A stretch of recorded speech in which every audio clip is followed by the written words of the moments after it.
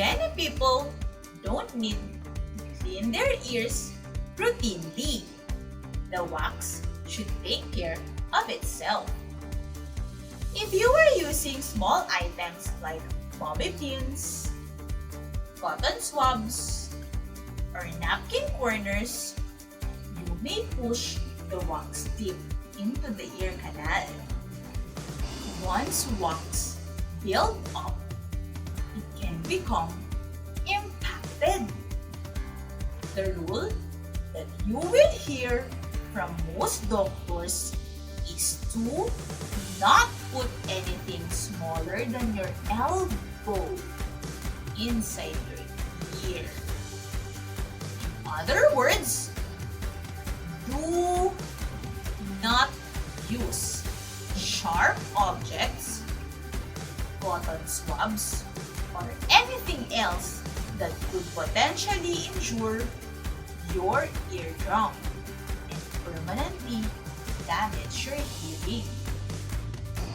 The safest way to remove earwax buildup from your ears is to visit your doctor. If you choose to try to remove excess earwax at home, you may use a clean, damp cloth. It is the safest way to try on your own. All you have to do is get a clean, warm, and wet washcloth.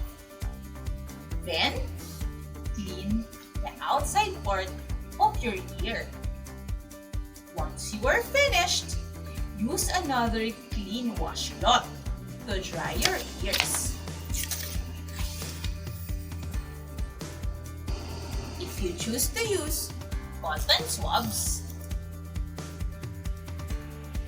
use it only on the outside of your ear. Do not insert them into the ear because it may push the wax deeper into the ear canal. Seriously, earwax is normal. Yup! We are going to say it again for good measure. Earwax is not your enemy. Earwax acts as a filter between the ear and the outside environment. Earwax traps dust, dirt, and other particles, so they cannot go deeper into the ear canal. Earwax also helps to moisturize the skin of the ear canal and has properties that fight infection. You need some wax in your ears to keep yourself healthy. Keep this in mind when you're tempted to rid your ears of wax completely. So remember to stick with the doctor's advice. You will just gently wipe down the outside part of your ears in front and at the back using a clean damp cloth.